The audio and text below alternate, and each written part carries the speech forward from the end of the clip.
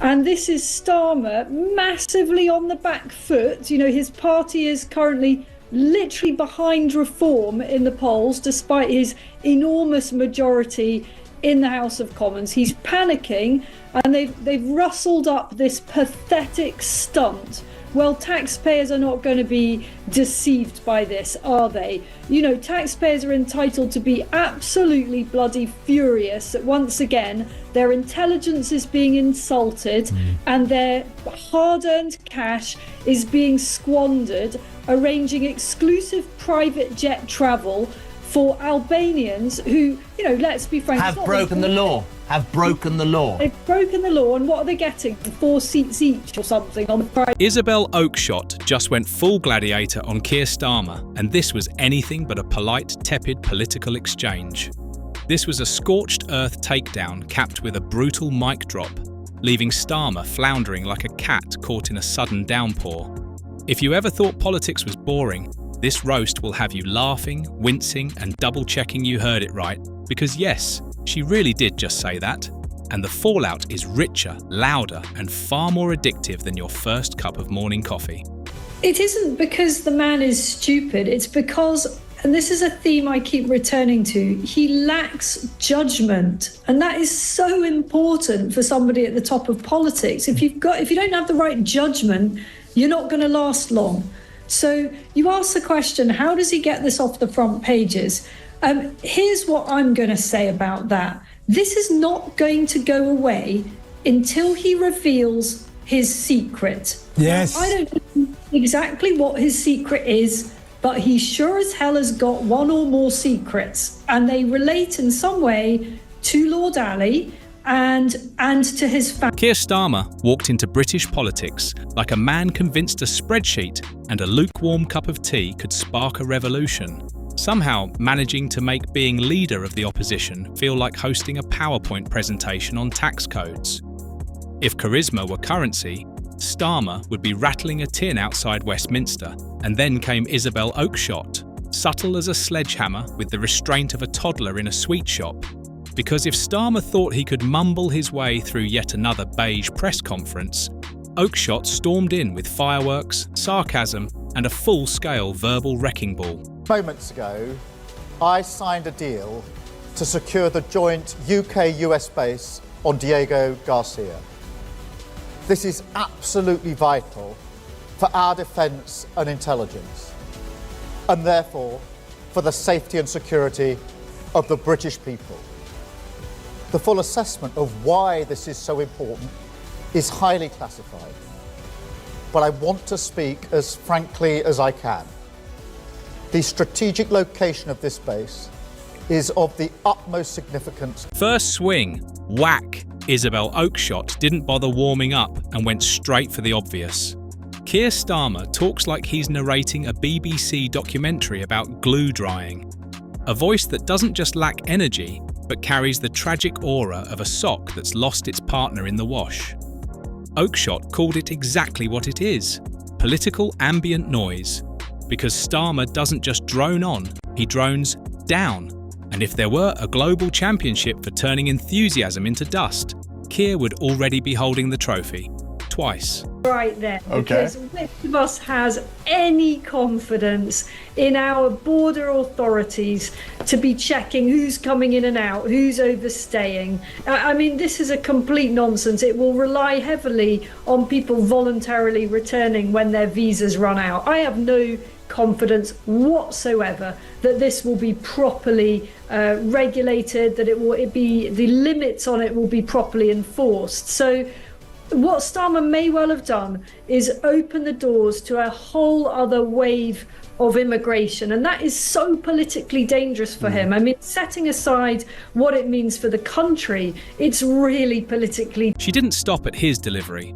Oh no, Oakeshott went straight for the jugular, skewering his endless flip-flopping and painting him as a man so indecisive, he makes Hamlet look like a decisive alpha male. On Brexit, he was passionately Remain, until he suddenly remembered votes exist north of Watford. And on gender reform, he's loudly pro-self-ID one day, then the next, sitting there Googling what is a woman like Matt Walsh on dodgy Wi-Fi. because this is a man who flips policies more often than Boris Johnson flips the number of children he's willing to admit actually exist. Integrate really, really quickly. I thought that he was pretty weak once again. You know, each time he comes on, I'm afraid I see nothing that particularly impresses me. And trust me, I'd quite like to be impressed. You know, I'm not really wanting to listen. My bandwidth for the Tories is as probably minimal as most of the nation's after 14 years.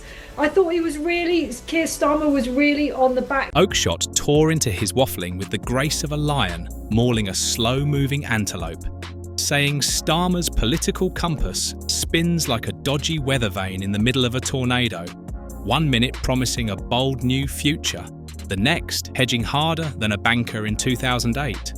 And if the man ever had principles, she implied, they're buried 6 feet under right next to Labour's backbone.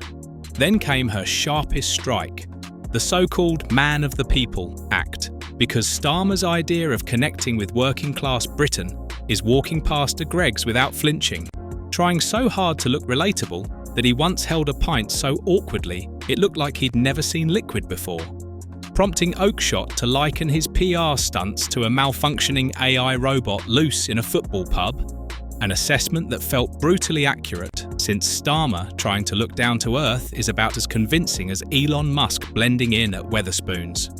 And she wasn't finished, dragging out the Sir in Sir Keir Starmer to point out that nothing screams relatable bloke quite like being knighted by the Queen for services to law and then pretending to fully grasp the pain of rising butter prices, wearing that title, she said, like a flimsy party crown at a child's birthday, shiny on the outside, hollow within, because the only sword he's ever pulled from a stone is probably buried somewhere deep in legal jargon. Oh, we don't like Rishi's chairs. Can we change them? £28,643 on new chairs and new desks, furniture. That's outrageous, isn't it? I mean, these buildings are actually really small. You know, when you go into them, you would be struck by just how small they are. So there isn't actually room for that many chairs and desks. So I'm intrigued to know how many were purchased for these colossal sums. But it's very symbolic of the whole attitude to waste of taxpayers' money, isn't it? It's public money, your money, my money, all of our listeners' money. Yeah. And if you can't get a good deal on your home furniture, then what possible hope have you got a good deal of running the country and all the major things that you need to procure? You know, this should be the easiest task, you know, and I'm pretty sure Habitat would have done. Yeah. I don't think they needed to do it. But don't worry, Starmer's got a plan. Or at least he thinks he does, having carefully assembled his personality in a lab one cautious press release at a time. A process Isabel Oakeshott clearly wasn't buying, remarking that if his personality were any more manufactured, it would come with a barcode. His speeches, she said, are so watered down and sterilised they could be served as NHS baby food, delivered with all the enthusiasm of a substitute teacher reluctantly reading out a pupil's poem about mould, flat, lifeless, and painful to endure. And then she went for the big one, the economy, where Keir Starmer now insists Labour is the party of fiscal responsibility. A claim Oakeshott compared to watching someone juggle fire while blindfolded and wearing oven mitts, highlighting the delicious irony of slamming Tory austerity while quietly offering the same spending freezes dressed up in cleaner language, branding it austerity with better grammar. Starmer wants to be seen as steady, competent, a safe pair of hands. And sure, compared to the Tory circus, he might look like the calm librarian in the middle of a food fight. But Oakeshott sliced through that illusion in seconds, quipping that being slightly less chaotic than a Tory backbencher isn't a policy. It's a very low bar, and one he crawls under with the enthusiasm of a man desperately avoiding commitment. I mean, brilliant breakthrough. 8 Albanian criminals after 2 years. Bloody marvellous. What a fantastic use of taxpayers' money. And what the hell is the British taxpayer doing putting money into Albanian prisons? I mean, what? And why are we helping them net zero their police vehicles or prison vans or whatever that was. Just ridiculous. You know, we cannot be the kind of charity of the world. This just isn't sustainable. Is his cabinet in waiting any better? Not according to Isabel Oakeshott, who tore into them with the precision of someone thoroughly exhausted by mediocrity, saying Labour's front bench looks less like a government in waiting and more like a reunion of middle managers who've just discovered the reply all button. Rachel Reeves, she joked, sounds like she's filling out a tax return live on stage. Angela Rayner is the only one with any real fire, but half the party seems terrified she might actually say something genuine. And as for Wes Streeting, Oakeshott quipped, he's still polishing his LinkedIn profile just in case this whole politics thing doesn't work out. Then she turned to Starmer's supposed masterstroke, his grand idea of a mission-based government, observing that nothing inspires a nation quite like vague goals written in Helvetica, ripping it apart as pure PowerPoint politics, buzzwords instead of vision, metrics instead of passion. With missions so bland that even ChatGPT would fall asleep writing them, mocking slogans like, secure the highest sustained growth in the G7, as not a policy, but something penned by someone who once watched The Apprentice and decided it counted as economic research, before skewering him on immigration too, saying, Starmer approaches the issue with all the boldness of a man peeking out from behind a curtain. Desperate to be tough but fair, compassionate but firm.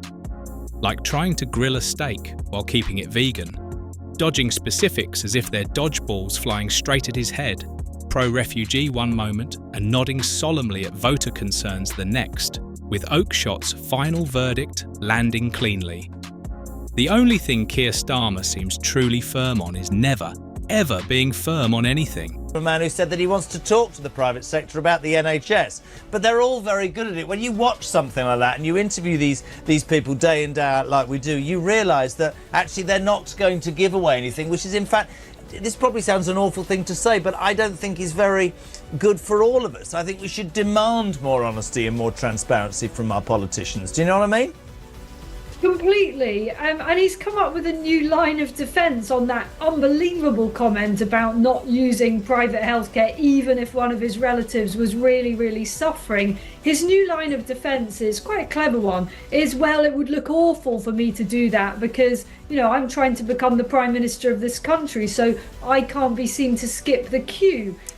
Isabel even dragged Starmer's personal backstory straight into the pit, revisiting that moment he tried to frame himself as the son of a toolmaker, a sort of British Bruce Springsteen with a briefcase, and making it clear she wasn't buying a second of it, reminding everyone he grew up in a Surrey home so comfortably middle class it practically screams Aga in the kitchen, and manicured calm with the whole humble beginnings routine, she joked, being about as believable as Matt Hancock winning I'm a Celebrity, purely on public affection.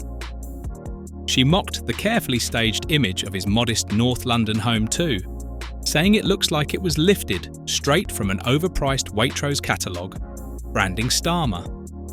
The human equivalent of a scented candle, respectable, inoffensive, pleasantly neutral, and posing absolutely no threat to the furniture, adding that while he wants to project authority, he'd struggle to assert dominance over a particularly passive goldfish, before landing her ultimate dig on his complete lack of presence, saying Starmer is the kind of politician you forget is speaking halfway through his own sentence, with the charisma of an overcast sky and the inspirational pull of a parking meter. And when he tries to sound passionate, it's like someone's handed him a thesaurus and a looming deadline, because he can't even do outrage properly. No fire, no fury, just the expression of a man mildly inconvenienced, as if he's been served the wrong kind of soy milk.